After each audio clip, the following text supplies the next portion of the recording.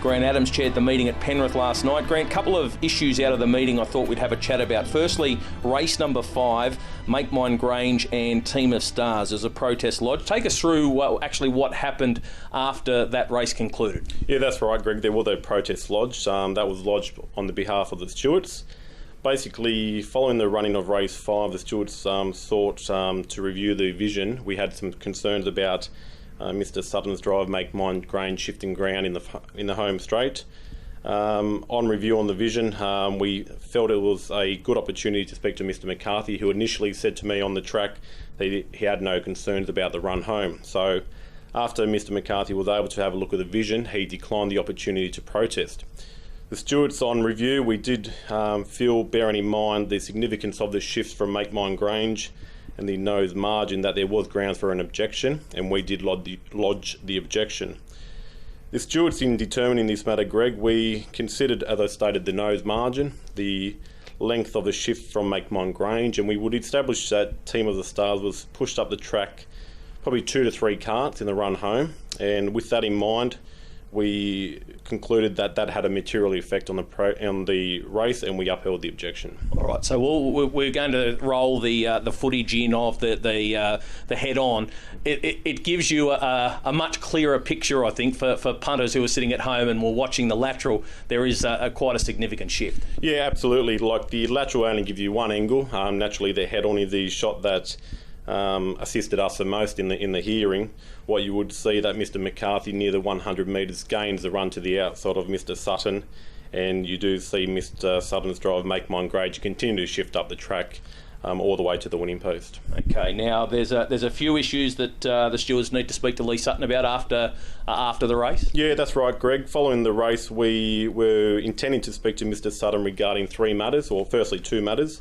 One being his whip action. He appeared to cross his reins in the run home, the reason for his drive shifting out under pressure, and we also would inquire into Mr. Sutton's conduct following the protest hearing. All matters have been adjourned and they will be heard tomorrow at Menangle. Grant, in relation to Todd McCarthy, is there going to be any further matters for him to answer out of race number 5? Look, Greg, we naturally review all races and all inquiries, and race 5 will be no exception.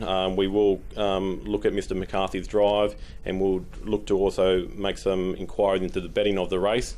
At this point, we have not made any adverse findings on Mr. McCarthy at all. It is just a natural progression that the stewards would do in a review state, but at this point, Mr. McCarthy has no questions to ask from us. What about race number 7? We had a case of absolution, leading around the home turn and looking, for all intents and purposes, the winner, but just seemed to stop.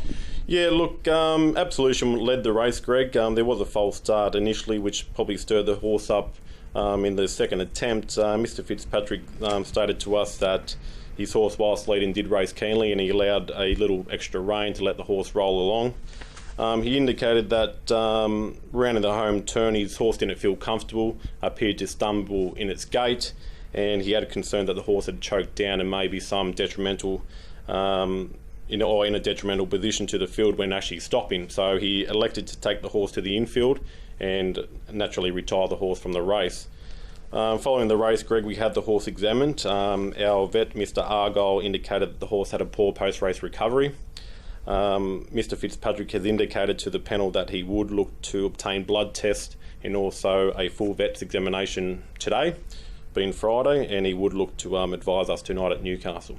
It's interesting. All the racing I've ever watched, I've never seen it, and I guess it was magnified by the fact that the horse didn't fall to the ground and really picked up when the field went past it. Yeah, that's right. Normally you see horses choke down, Greg, and they really stop, and as you said, they do come to the floor most of the times. Luckily for our sake and Mr. Fitzpatrick in the field, that didn't occur, but as you said, it was quite weird, and I haven't seen it before. Once the horse got to the infield, the runners then moved around him. He kind of picked the bit up and kind of got going again, which makes it all a little bit more surprising. All right, okay, 2 instances from Thursday night that I think we've cleared up. Thanks for your time, Grant. Thank you.